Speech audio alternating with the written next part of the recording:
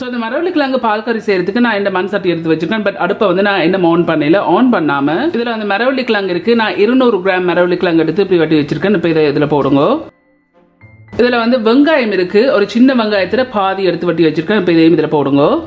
இதில் வந்து சின்ன பச்சை மிளகாய் இருக்குது. 3 பச்சை மிளகாய் நான் போடுறேன். உங்களோட இப்போ பார்த்து நீங்கள் போடுங்க.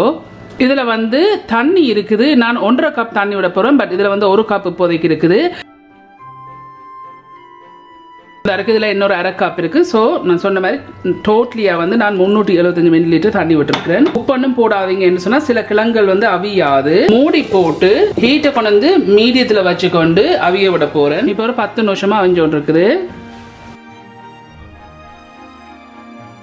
கிழங்கு வந்து என்ன அவியணும். ஸோ அதால என்ன மூடி போட்டு நல்லா அவிய விடுவோம். ஸோ இப்போ இன்னொரு 7 நிமிஷம் அவிய விட்டுனான். ஸோ டோட்டியா வந்து 17 நிமிஷம் நான் அவிய விட்டுனான். சில கிழங்குகள் வந்து அவியறது நேரம் எடுக்கும். இது வந்து அவிஞ்சிட்டுது. நாங்கள் இதை உங்களுக்கு பிடிச்சதுக்கு ஏற்ற மாதிரி மசிச்சு விடுங்க.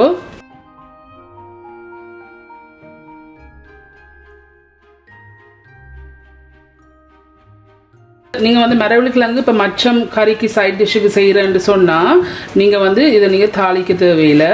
பட் நீங்கள் இதை மரக்கறிக்கு செய்ய போகிறேன்னு சொன்னால் இதை நீங்கள் தாளித்து போட்டிங்கன்னா டேஸ்ட்டாக இருக்கும். இப்படி மசிச்சா பிறகு நான் ஹீட்டை கொண்டு வந்து மீடியத்துலேருந்து கொஞ்சம் குறைச்சி வச்சுருக்கேன். குறைச்சி வச்சா பிறகு இதில் வந்து டர்மரிக் பவுடர் இருக்குது. 1/4 டீஸ்பூன் மஞ்சள் பவுடர் இருக்குது. இப்போ இதையும் இதில் போடுங்க.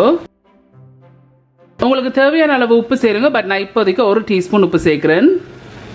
இதில் வந்து 1ஆம் பாலும் 2ஆம் பாலும் சேர்ந்து கலந்துருக்குது. 1/4 கப் அல்லாட்டிக்கு 60 மில்லி லிட்டர் இருக்கு தேங்காய் பால். இப்போ இதையும் இதில் விடுங்க. இதனால மிக்ஸ் பண்ணி விடுங்க.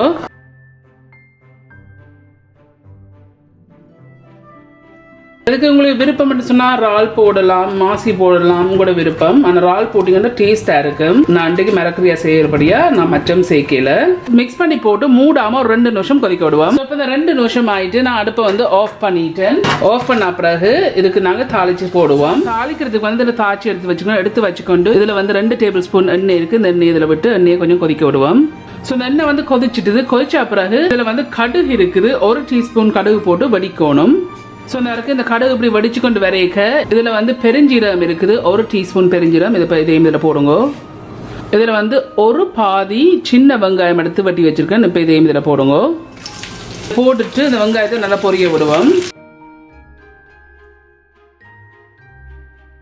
ஸோ இப்போ ஒரு 3 நிமிஷமாக பொரிஞ்சோன்னு இருக்குது. இந்த 3 நிமிஷம் இப்படி பொரிஞ்சு இப்படி லைட்லி கோல்டன் ப்ரௌனாக வரைக்க இதில் வந்து ஒரு காம்பு கருவேப்பிலை இருக்குது. இந்த கருவேப்பிலை இதில் போடுங்க.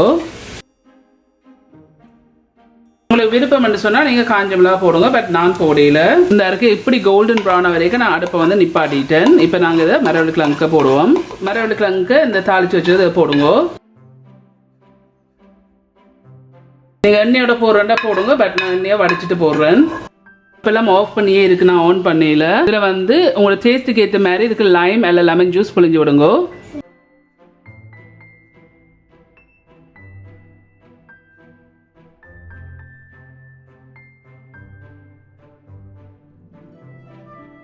இதுதான் இந்த மரவள்ளி கிழங்குல செய்யற பால் கறி செய்து முடிஞ்சது.